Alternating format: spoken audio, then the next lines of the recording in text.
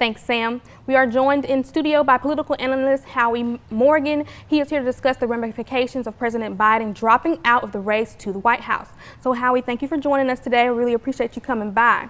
So, President Biden dropping out, this is an unprecedented event. So how is that going to affect younger voters, you think?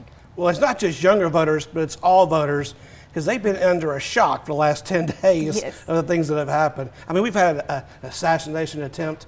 We've had a fantastically scripted RNC convention with a reveal of a surprise candidate for vice president. And now the president drops out of the race at the last minute. So a lot of voters are seeing a lot of things that are all being impacted. It's even hard to digest right now. I think voters are still trying to digest what's going on until they decide what kind of decision they want to make. Yes, definitely so, definitely so. So, you know, many Democrat leaders like Nancy Pelosi are endorsing now Vice President Kamala Harris. So what are your opinions on that going forward? Well, she's going to be likely to take the nomination. Don't forget, this is like a private club. They can change the rules at any time, including the day of the convention. The Republicans can do the same thing.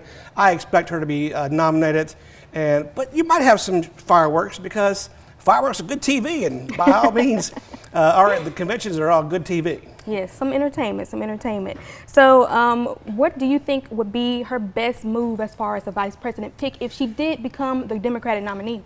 There are probably some governors that most people are looking at, especially in some swing states.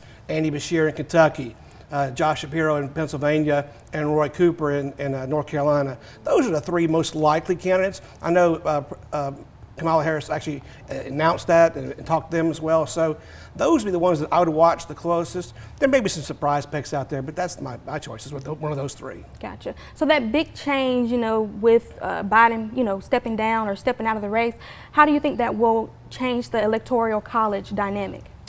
Well, that's the big question, and that's going to be the focus, because when the focus is on Donald Trump, he loses.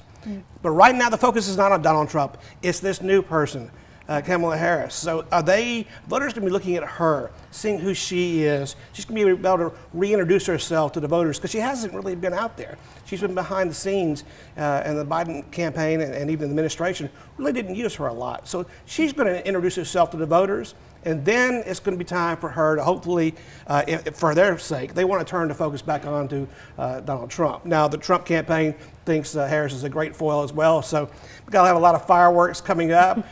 Will there or will there not be a debate? I don't know. That's an interesting question for September. So, and how that will look. How do you think a debate will look this, you know, late in the game for Kamala? I think both people you want to see what's happening, because you don't really know her. And she's never actually faced him before. I think it'd be great TV. Now I'm sure the campaigns are going to have their own strategery to figure out what they want to do. So we'll see going forward which decision they want to make. Will there be a debate or not? I know Trump personally said he wanted to take it off of ABC and turn it on to Fox News. So he apparently is ready for one. So I don't know. We'll see. All right. Well, it's going to be an interesting one. Thank you so much, Howie. Absolutely. When we come back from the break, we are joined by a health center collecting donations for an animal rescue.